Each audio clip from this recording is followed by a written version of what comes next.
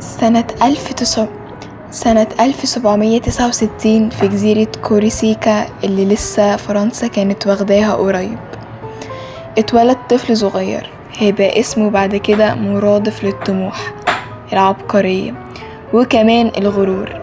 الطفل ده كان اسمه نابليون بونابرت.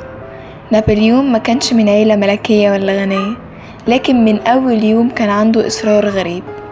اتعلم في مدارس فرنسا العسكرية وكان دايما الأول. يقولوا إن هو صغير كان يقعد بالساعات يقرأ عن التاريخ والحروب، كأنه بيجهز نفسه من بدري لدور أكبر من عمره.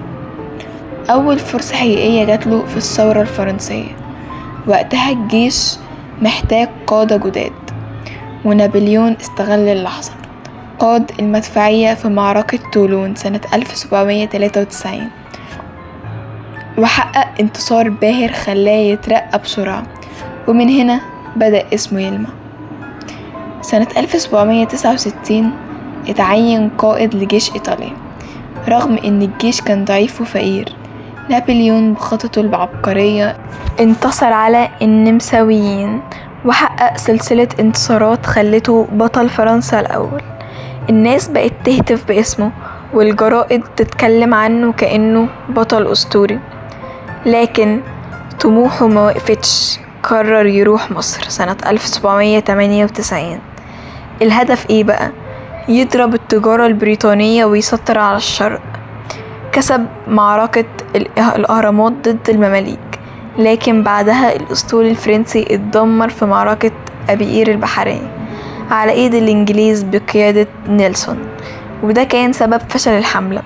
لكن رغم كده الحملة دي خلت اسم نابليون يوصل للشرق الأوسط لدرجة إن الناس لحد دلوقتي بتفتكرها. سنة 1799 رجع فرنسا والبلد كانت مليانة فوضى. استغل الوضع وعمل انقلاب وبقى القنصل الأول. وبعدها سنة 1804 توج نفسه إمبراطور بإيده هو قدام البابا، رسالة واضحة: أنا فوق الكل. أمجاد نابليون جيشه بقى رعب أوروبا. معركة أستريليتز 1850 نابليون واجه روسيا والنمسا مع بعض، وبخططه عبقرية كسرهم في يوم واحد. المعركة دي لحد النهاردة بتدرس كأعظم تكتيك عسكري. وفي معركة يانا وأورشتات سنة 1806 سحق بروسيا واحتل برلين. معركة فاجرام 1809 انتصر تاني على النمسا. نابليون بقى سيد أوروبا، أسس قوانين اسمها قانون نابليون لحد النهاردة بتأثر على أنظمة القانون في العالم. لكن غروره زاد، قرر يغزو روسيا سنة 1812 بجيش ضخم أكتر من 500,000 جندي. في الأول كسب، لكن الروس استخدموا سياسة الأرض المحروقة، يحرقوا الأرض ويخلوه من غير أكل ولا امتدادات. الشتاء القارس والجوع قتلوا الجيش. من 500,000 رجع معاهم حوالي 100,000 بس، وده كان بداية النهاية ليهم. واترلو والسقوط اتحالفوا عليه كل ملوك أوروبا.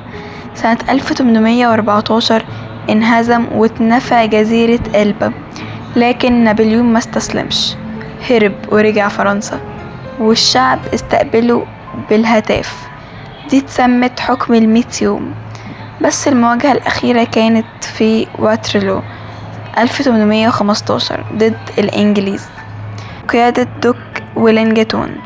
المعركة دي أنهت كل حاجة. نابليون انهزم هزيمة ساحقة. المرة دي ما كانش فيه رجعة. نفى لجزيرة نائية اسمها سانت هيليانا في نص المحيط الأطلنطي، وهناك عاش وحيد ومريض لحد ما مات سنة 1821. قصة نابليون بونابرت واحدة من أعظم القصص في التاريخ. واحد بدأ من لا شيء ووقف قدام ملوك أوروبا، حقق أمجاد وانتصارات، لكنه خسر كل حاجة بسبب طموحه الزيادة. تاريخ بيعلمنا إن العبقرية ممكن توصلك للسما، بس الغرور ممكن يرميك للأرض.